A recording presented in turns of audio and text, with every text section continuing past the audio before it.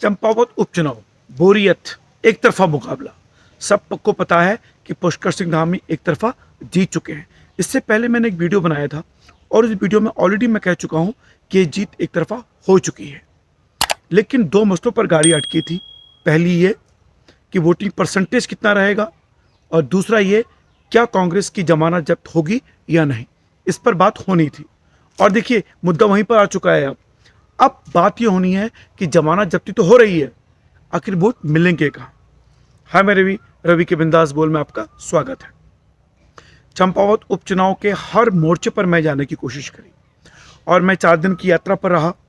आज मैं वापस आ चुका हूँ रामनगर और मैंने एक एक चीज़ जानने की कोशिश की और इस वीडियो में मैं पहले बता चुका हूँ आपको कि मैंने ये कहा था कि 60% के आसपास या उससे ऊपर रहेगा और हो सकता है कि 70% भी जाए।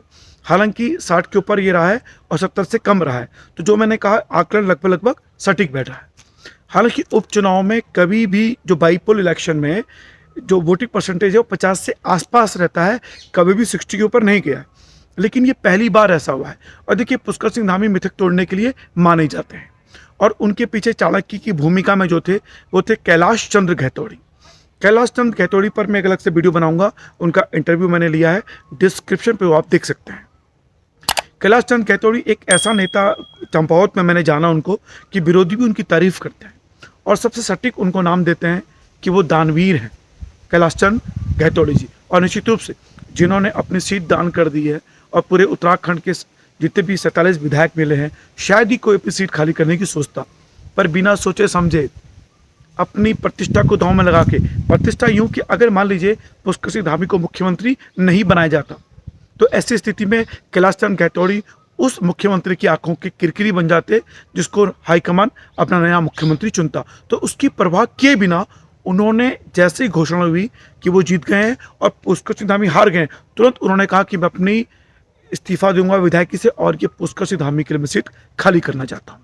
तो आप समझ सकते हैं कि अगर कैलाश चंद्र गहतोड़ी जैसा बंदा ये अपनी विधायकी का त्याग कर रहा है सिर्फ इसलिए क्योंकि वो जानता है, और मैंने पूछा था उनसे कि आपकी पहला सवाल आपके मन में क्या आया, तो उन्होंने कहा विकास और जनता की चिंता।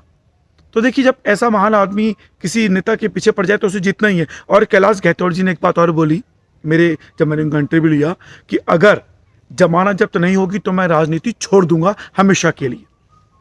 तो जमानत तो जब्त हो रही है, अब मुद्दा यह है कि जमानत जब्ती में वोट कितने मिलने वाले हैं।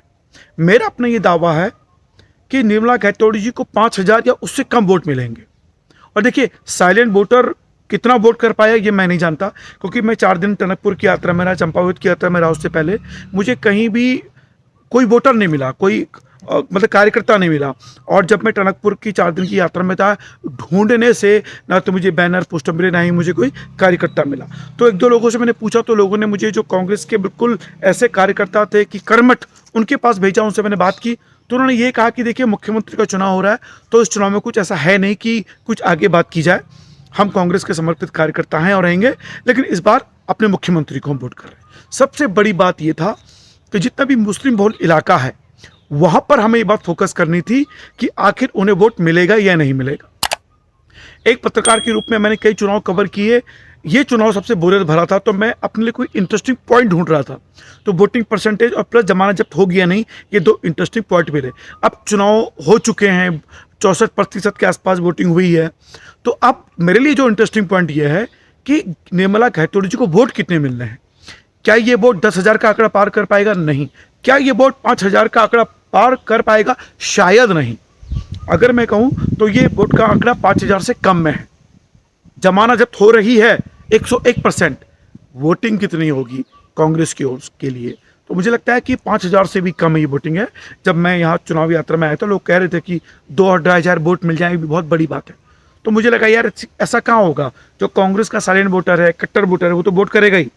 पर जब मैं मुसलमान बहुल इलाके में गया, वो भी ये कह रहे हैं कि हम पुष्कर सिंह धामी को वोट कर रहे हैं, मुख्यमंत्री को वोट कर रहे हैं। और एक मुस्लिम महिला ने तो ये भी कहा कि हम उनको वोट कर रहे हैं, अगर उन्होंने तभी विकास नहीं किया तो मैं उनका सर फोड़ दूंगी। हालांकि ये सर फोड़ने वाली बात अपनेपन में कही गई है, जैसे एक भाई एक बहन के लिए कहता है, एक बहन के अगर या बहन भाई के लिए कहती है कि देख तूने अगर मेरा काम नहीं किया तेरा मैं सर फोड़ दूंगी। तो इस तरह का भाव था, यानी पुष्कर सिंह धामी उनके लिए अपना भाई है, बेटा है, चाऊ है, चाचा है, अरे इस तरह की भावनाएं हमने देखी है।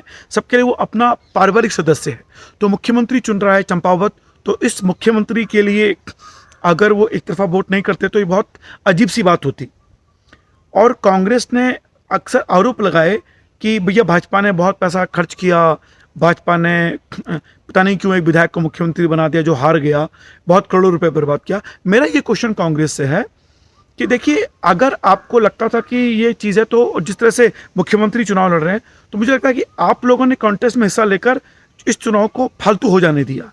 इतना 1000 करोड़ रुपया, सॉरी जितना भी करोड़ रुपया खर्च हो रहा है, मुझे लगता है कि इसमें गलती उस प्रत्याशियों की भी है जिन्होंने इनमें चुनाव लड़ने की प्रतिस्पर्धा करने की कोशिश की। लोकतंत्र है, करना चाहिए, पर मुझे लगता है कि अगर आपको इस बात की चिंता थी कि भाजपा ने हारे हुए विधायक को टिकट देकर दोबारा टिकट दे दिया, गलत किया, करोड़ों रुपया बर्बाद कर रहा है, तो मुझे लगा कि इसके बराबर के दोषी आप भी हैं।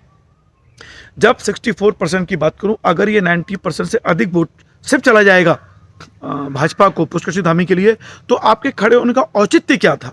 बताइए। आपने पैसा खर्च नहीं किया। लोगों ने ये भी कहा कि कांग्रेस जो है पैसा इसलिए खर्च नहीं कर रही है कि उनको जो पार्टी फंड से पैसा आता है खर्च करने के लिए, वो नहीं चाहते कि पैसा बर्बाद हो, उसको अपने लिए बचा के रखना चाहते हैं, ऐसा लोगों ने बोला। अब इसमें कितनी सच्चाई है तो कांग्रेस के लोग जाने। फिलहाल मैंने कांग्रेस अध्यक्ष करण महाराज जी का इंटरव्यू लिया, मैंने कांग्रेस उम्मीदवार निर्मला घैतोड़ी जी का उम्मीदवार का मैंने इंटरव्यू लिया, और दोनों ही सज्जन व्यक्ति हैं। और निर्मला घैतोड़ी बहुत मुझे डाउन टू अर्थ, ईमानदार और बहुत कर्मठ महिला लगी।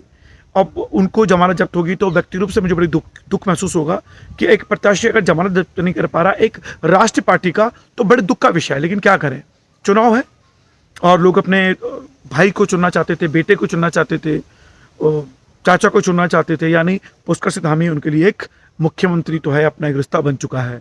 और जब मुख्यमंत्री चुनाव लड़ रहा हो तो उनका जीतना लाजमी है। ऊपर से भारतीय जनता पार्टी की तारीफ करनी पड़ेगी कि एक तरफा जीत तो नहीं मिल रही थी, उसके बावजूद साम दाम दंड भेद हर चुनावी आचार संहिता की गरिमा का उल्लंघन उन्होंने किया है, इसमें कोई दो राय नहीं है। लेकिन मैं उनको इसकी गंभीरता मानूंगा। मैंने पुष्कर सिंह धामी का इंटरव्यू लिया, एक है क्लिप देखिएगा।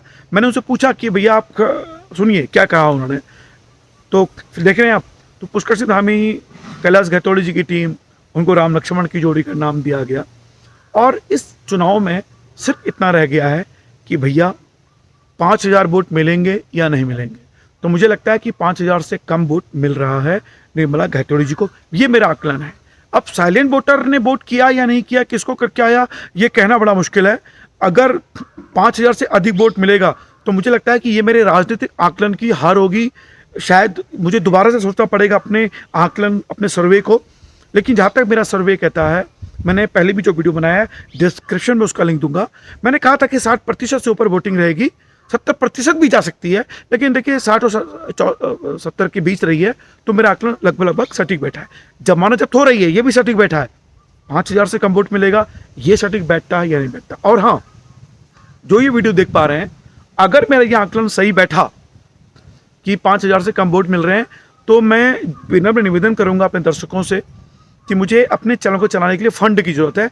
आप मुझे डोनेट कर सकते हैं, तो मैं आपको अपना नंबर दूंगा, अपना कॉन्टैक्ट नंबर दूंगा, अपना अकाउंट नंबर दूंगा, उसमें आप डोनेट कीजिए। हाँ, अगर मेरा आकलन गलत बैठा, 5000 से वोट अधिक मिल गए निर्मला घैतोड़ी जी को, तो मैं सर्वे और आकलन जैसी चीज़ें दोबारा करने की सोचूंगा कि मुझे करना चाहिए या नहीं करना चाहिए। फिलहाल रवि के बिंदास बोल में इतना ही। अगर पसंद आई वीडियो तो लाइक कीजिएगा, सब्सक्राइब करना ना भूले इस चैनल को। और देखिए, मैंने चंपावत के लोगों से बहुत प्यार मिला, मुझे टनकपुर के लोगों से बहुत प्यार मिला, उनके लोगों से मिला।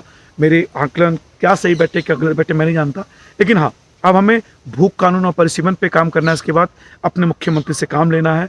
और मैं फिर कह रहा हूँ, अगर हमें अपने धामी जी का सर बचाना है तो उनको विकास कार्य के लिए अवेल करवाना पड़ेगा। और ऐसा मैं क्यों कह रहा हूँ, डिस्क्रिप्शन पे लिंक है, देख लीजिएगा। फिलहाल जय उत्तराखंड।